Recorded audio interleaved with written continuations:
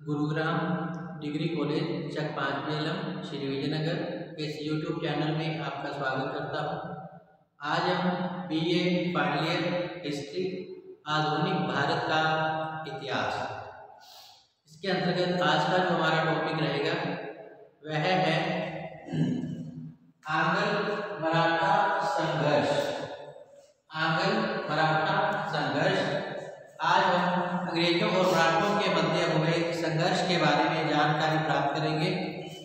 जैसा कि अंग्रेजों और मराठों में 4 युद्ध लड़े गए, इनमें प्रथम आंग्ल मराठा युद्ध 1775 से 1782 ईस्वी के मध्य लड़ा गया था। यह युद्ध सालाबाई की संधि के साथ समाप्त होता है। इसके पश्चात द्वितीय आंग्ल मराठा युद्ध, जो कि 1803 से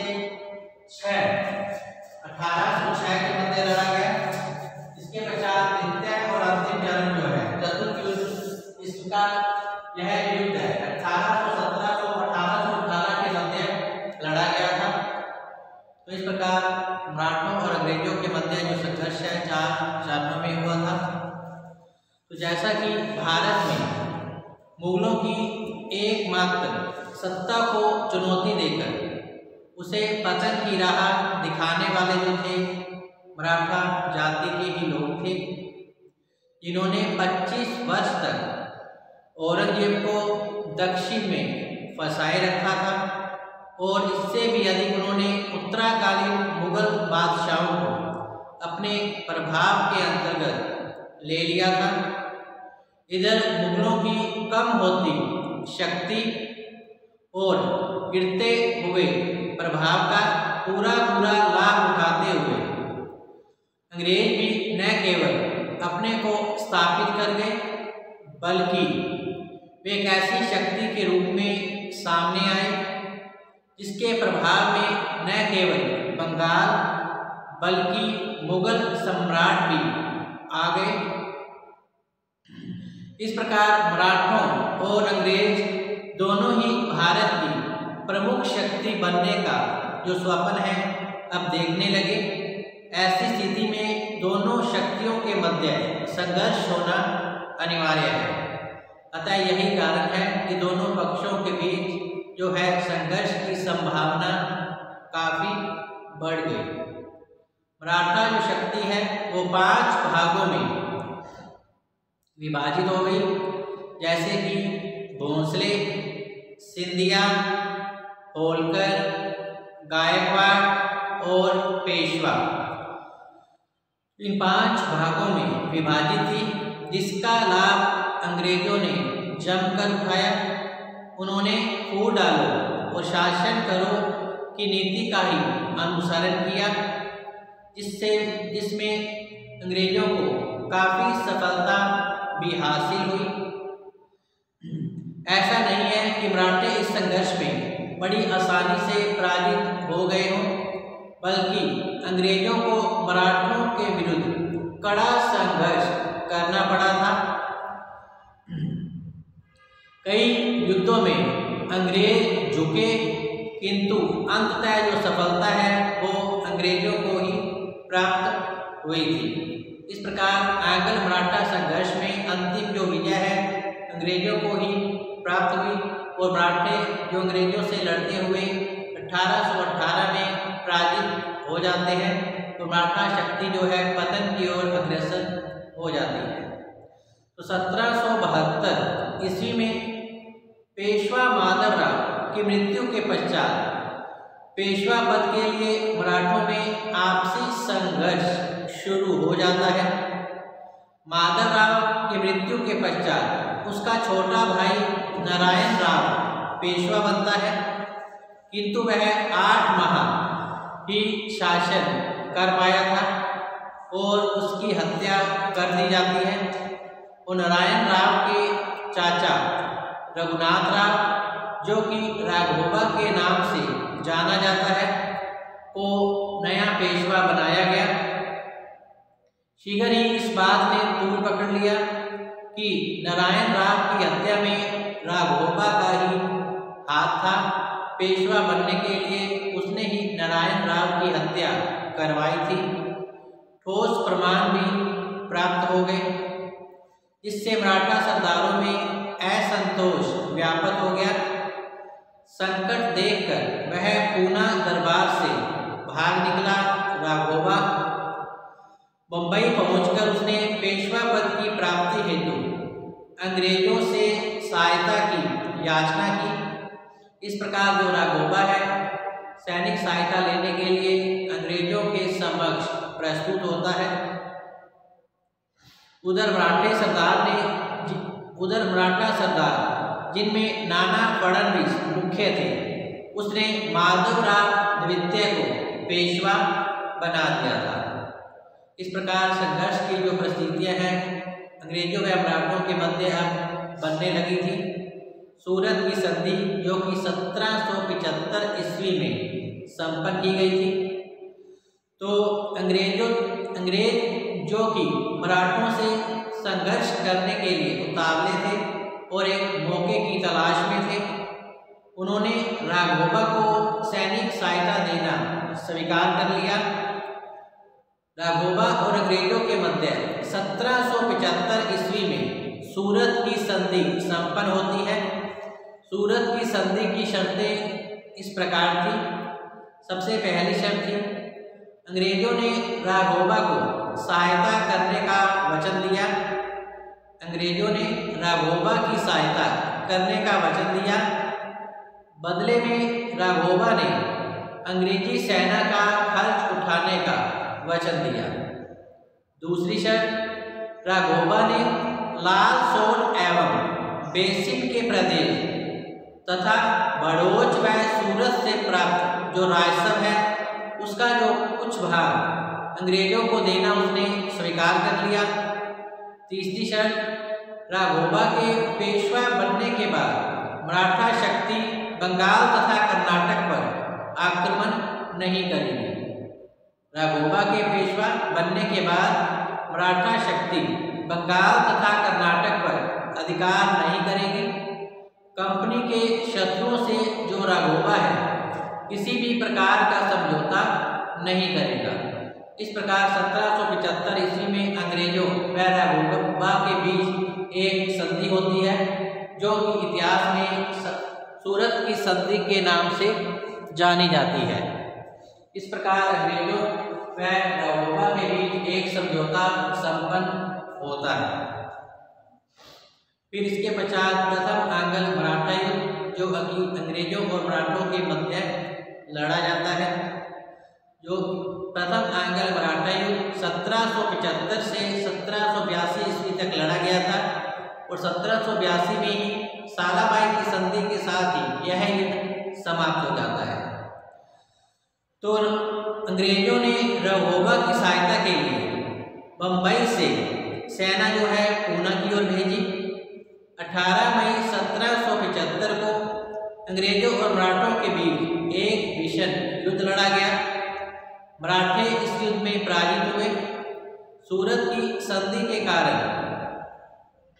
मराठे संकट में पड़ गए, किंतु तभी रेगुलेटिंग एक्ट जो कि 1773 ईस्वी में पारित हुआ था, इसके अनुसार बंबई सरकार से इस प्रकार की संधि करने पर प्रतिबंध लगा दिया। कलकत्ता काउंसिल ने हस्तक्षेप करके सूरत संधि को मानने से मना कर दिया। कलकत्ता काउंसिल ने हस्तक्षेप करके सूरत संधि को मानने से मना ही कर दिया। अब नेक्स्ट है पुरंदर की संधि जो कि 1776 ईस्वी में संपन्न हुई थी। तो कलकत्ता काउंसिल ने सूरत की संधि को न मानकर अपना एक प्रतिनिधि पूना की ओर भेजा। वहां जाकर उसने नाना फडणवीस के साथ एक संधि की जो कि पुरंदर की संधि के नाम से जानी जाती है। इस संधि के अनुसार अर्थात पुरंदर की संधि के अनुसार यह तय किया गया कि बड़ौच जिले की जो आय है कंपनी को ही प्राप्त होगी और साल सोट पर भी अंग्रेजों का ही अधिकार रहेगा। क्षतिपूर्ति के रूप में जो मराठे हैं अंग्रेजों को 12 लाख रुपए देंगे। क्षतिपूर्ति के रूप में मराठी अंग्रेजों को 12 लाख रुपए देंगे और अंग्रेज राघोबा की सहायता नहीं करेंगे। राघोबा की सेना भंग कर दी जाएगी और उसे पेंशन देकर गुजरात भेज दिया जाएगा। कंपनी का एक वकील पेशवा के दरबार में ही रहेगा। कंपनी का एक वकील पेशवा के दरबार में ही रहेगा। इस प्रकार 1776 में पुरंदर की संधि संपन्न होती है और इसके पश्चात तेलगांव का युद्ध लड़ा जाता है। तेलगांव का युद्ध अंग्रेज पुरंदर की संधि की शर्तों का पालन करने में अब आनाकानी करने लगे। संधि के अनुसार कंपनी वकील के रूप में मास्टिन को पूना दरबार में भेजा गया। पेशवा दरबार द्वारा आपत्ति की गई पर कंपनी ने उनकी एक नहीं सुनी। मास्टिन ने पेशवा दरबार के एक मंत्री मरोबा को अपनी ओर मिलाकर मराठों के अंदर फूट डलवा दी। मरोबा ने मास्टिन के कहने पर बम्बई काउंसिल को एक गुप्त पत्र लिखा। इसमें राघोबा को पुनः पेशवा बनाने की पेशकश की गई। बम्बई काउंसिल की सहायता के लिए कलकत्ते में भी एक सेना भेजी गई।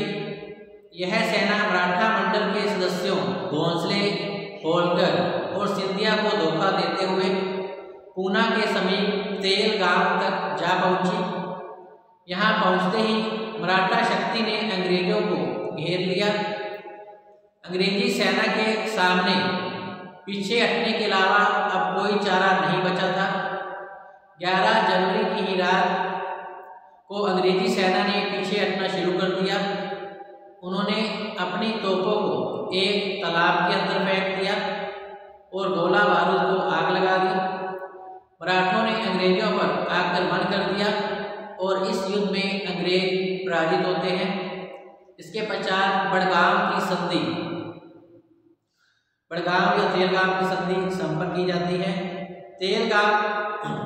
तेलगाम के युद्ध के पश्चात, तेलगाम के युद्ध में अंग्रेजों को पराजित होने के पश्चात अंग्रेजों व मराठों के बीच एक बड़गाम की संधि संपन्न की जाती है। इसकी शर्तें कुछ इस प्रकार थी। बड़गाम की संधि की शर्तें, सबसे पहली शर्त थी राघोबा को तुरंत पूना दरबार को सौंप दिया जाए। राघोबा को तुरंत पूना दरबार को सौंप दिया जाए। दूसरी शर्त बड़ौज, सूरत तथा मराठों के जिन क्षेत्रों पर अंग्रेजों ने अधिकार कर लिया है, बड़ौज, सूरत तथा मराठों के जिन क्षेत्रों पर अंग्रेजों ने अधिकार कर लिया है वह तुरंत पेशवा को वापस कर दिए जाए। तीसरी शर्त बंगाल से आने वाली अंग्रेजी सेना वापस कर दी जाए। बंगाल से आने वाली अंग्रेजी सेना वापस कर दी जाए। चौथी शर्त, जब तक अंग्रेज उपयुक्त शर्तों को पूरा नहीं करेंगे तब तक 2 अंग्रेजी अफसरों को बंधक के रूप में मराठों के पास ही रहेंगे। तो बड़गाम की संधि से अंग्रेजों की प्रतिष्ठा को काफी आघात पहुंचा। यह संधि करना अंग्रेजों की एक मजबूरी थी। वास्तव में वे तो छल प्रपंच की नीति से बाज नहीं आए और मराठों के विरुद्ध निरंतर संघर्ष करते रहे।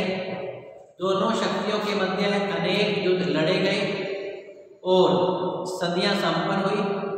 1782 में जब अनेक उतार चढ़ाव के पश्चात प्रथम अंग्रेज मराठा युद्ध समाप्त हुआ। प्रथम आंग्ल मराठा युद्ध 1782 में साराभाई की संधि के साथ ही समाप्त होता है और अंग्रेजों की आर्थिक स्थिति अब डावाडोल हो चुकी थी और कंपनी का राजकोष भी इस समय रिक्त हो चुका था। तो इस प्रकार 1782 ईस्वी में साराभाई की संधि के साथ अंग्रेजों और मराठों के बीच एक समझौता संपन्न होता है। साराभाई की संधि जो कि 1782 में पूना दरबार व अंग्रेजों के मध्य संपन्न हुई थी, इसकी शर्तें कुछ इस प्रकार से थी। साराभाई की संधि जो कि 17 मई 1782 को, साराभाई की संधि 17 मई 1782 को पूना दरबार व अंग्रेजों के बीच संपन्न हुई थी। इस संधि को संपन्न करने में महारानी सिंधिया ने अपनी प्रमुख भूमिका निभाई थी। इस संधि की शर्तें कुछ इस प्रकार थी। सबसे पहली शर्त, साल सोल तथा बड़ोच पर अंग्रेजों का अधिकार स्वीकार कर लिया गया। साराभाई की संधि के अनुसार जो पहली शर्त है, साल सोल तथा बड़ोच पर अंग्रेजों का अधिकार स्वीकार कर लिया गया। दूसरी शर्त, अंग्रेजों ने रघुनाथ राव तथा राघोबा का पक्ष लेना छोड़ दिया और मराठों ने रघुनाथ राव को 3 लाख रुपए वार्षिक पेंशन देना स्वीकार कर लिया। दूसरी शर्त, अंग्रेजों ने रघुनाथ राव का पक्ष छोड़ दिया और मराठों ने रघुनाथ राव को 3 लाख रुपए वार्षिक पेंशन देना स्वीकार कर लिया। तीसरी शर्त, अंग्रेजों ने माधवराव द्वितीय को पेशवा स्वीकार कर लिया। अंग्रेजों ने माधवराव द्वितीय को पेशवा स्वीकार कर लिया। चौथी शर्त, मराठों और अंग्रेजों ने एक दूसरे के जीते हुए प्रदेश वापिस लौटा दिए। यह ताराबाई की महत्वपूर्ण संधि की शर्त थी कि मराठों और अंग्रेजों ने एक दूसरे के जीते हुए प्रदेशों को वापिस लौटा दिए। नेक्स्ट है, यमुना नदी के पश्चिम प्रदेश पर महारानी सिंधिया का अधिकार स्थापित हो गया।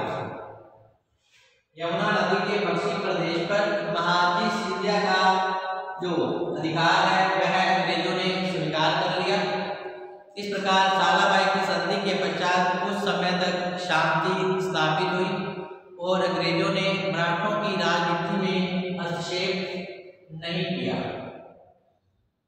तो इस प्रकार प्रथम आंग्ल मराठा युद्ध जो कि 1782 में सालाबाई की संधि के साथ ही समाप्त हो जाता है, लेकिन कुछ वर्षों पश्चात पुनः अंग्रेजों और मराठों के मध्य संघर्ष की परिस्थितियां उत्पन्न होती हैं। इसके परिणाम स्वरूप द्वितीय आंग्ल मराठा युद्ध लड़ा जाता है, जो कि यह युद्ध 1803 से 6 के बीच लड़ा गया। इसके पश्चात तृतीय और चतुर्थ आंग्ल मराठा युद्ध जो कि 1817 से 1818 ईस्वी के मध्य लड़ा जाता है और यह अंतिम युद्ध था जिसमें अंग्रेज विजयी रहते हैं अंतिम युद्ध में और मराठे लड़ते हुए बुरी तरह से पराजित हो जाते हैं और उनके मराठा के पतन की प्रक्रिया शुरू हो जाती है। इस प्रकार अंग्रेजों व मराठों के मध्य जो संघर्ष है 3 से 4 चरणों के बीच संपन्न हुआ था। इस प्रकार आज का जो हमारा टॉपिक है आंग्ल मराठा संघर्ष, इसके अंतर्गत आज हमने प्रथम आंग्ल मराठा युद्ध, उसके कारण तथा अंग्रेजों व मराठों के मध्य संपन्न हुई संधियां और इसके परिणाम सालाबाई की संधि के साथ प्रथम आंग्ल मराठा युद्ध समाप्त होता है, इसके बारे में जानकारी प्राप्त की। कल हम फिर से हाजिर होंगे नए टॉपिक के साथ। तब तक आप घर पे रहें, सुरक्षित रहें, पढ़ते रहें। धन्यवाद।